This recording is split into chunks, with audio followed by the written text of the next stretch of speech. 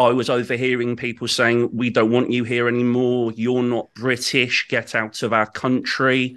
I saw a group around Victoria trying to pull out placards from a group of very young female protesters saying, "Get out of here." When I arrived at Whitehall at 11 o'clock, I saw the group from the EDL moving along up towards Trafalgar Square, and what they were throwing at the police and how they were treating members of the public and other journalists in the crowd as well.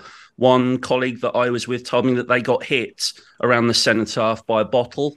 It was really ugly scenes, and it was a big concern for me, because I just left a peace vigil in Trafalgar Square, and it felt like they were going to target that, but it became very, very messy very quickly as I went down the Mall, and I saw the police mobilising really quickly to try and contain things really early on. And did that work? Were the police effective? 100%. I think the police operation that I saw, you have to pay tribute to them, because they managed to keep things contained as best as they could with what was a group that was working in pockets rather than a unified counter-protest. They were all across London with what I witnessed. It's really interesting because it was a long day, I think, is the other part of this, isn't it, Matt? That, you know, around 11 was the first flashpoint and where things flared up. Then the march got underway after 12. Yep. We've mentioned that some protesters were holding anti-Semitic placards, etc. And then later into the evening seemed to be when there were some difficulties with the pro-Palestine marchers.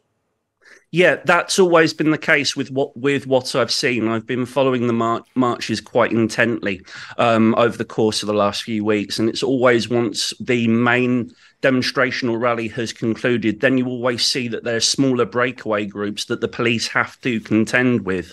And over the course of the last few weeks, in terms of the scale and effectiveness of the policing operation, I think the police did very, very well, given the number that they were dealing with. I mean, I saw the march towards the American embassy in Nine Elms didn't really stop from what I was witnessing on Vauxhall Bridge. It was quite a sight to see, just for that sheer number of people.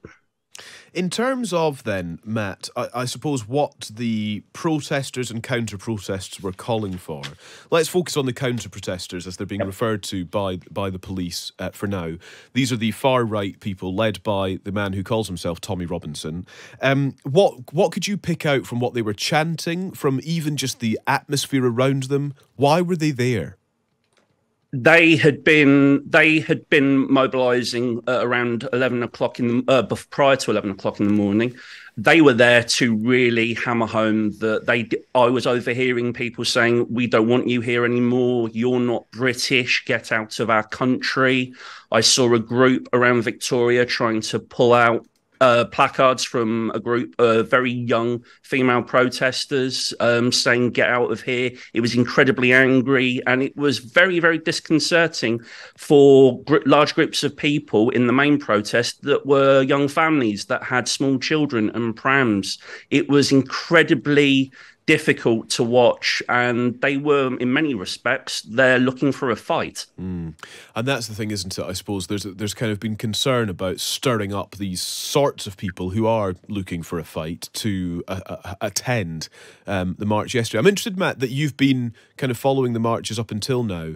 This is the first time there's been that sort of counter-protest, would you say? Is that fair to say?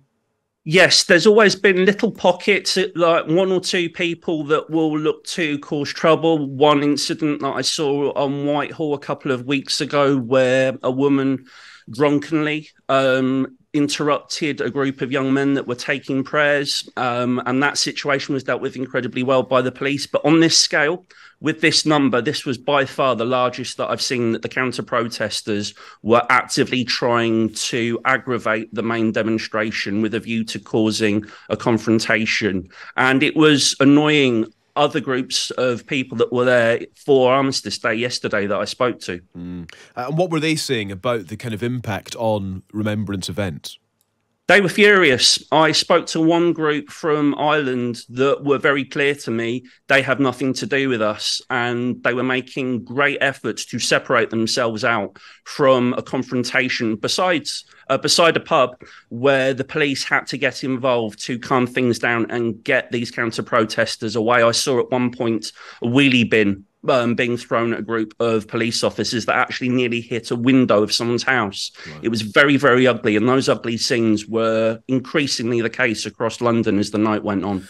Let's consider then the main demonstration. And actually, just by way of getting into this, I want to reflect what the Met Police themselves have said, which is that the Palestine Solidarity Campaign did not see physical violence or the same physical violence carried out by the right-wing protesters, although they've referred to the anti-Semitic offences that they've identified as being just as serious in terms of, I suppose, you can consider the damage caused by that. And then at the end of the march, as we've mentioned, that's when the PSC, as they refer to them, the breakaway groups, behaved in an intimidating manner.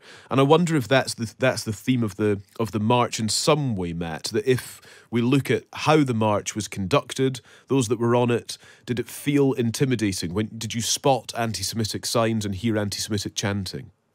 There were anti-Semitic signs that I saw in the crowd, but the chanting was the best way that I could describe it to you. There was an ebb and flow. There were very peaceful chants, and then there were small pockets that I saw of anti-Semitic chanting, but they were incredibly small. It wasn't until later on in the evening where these breakaway groups moved away, and there was more aggression to them. And at one stage, what I saw towards the end of the day in Whitehall, where the police were trying to contain an issue around Trafalgar Square, where members of the public were actively being told to move away. And it was ugly. It was an ugly end. It was an ugly end to the day, it must be said. Yeah.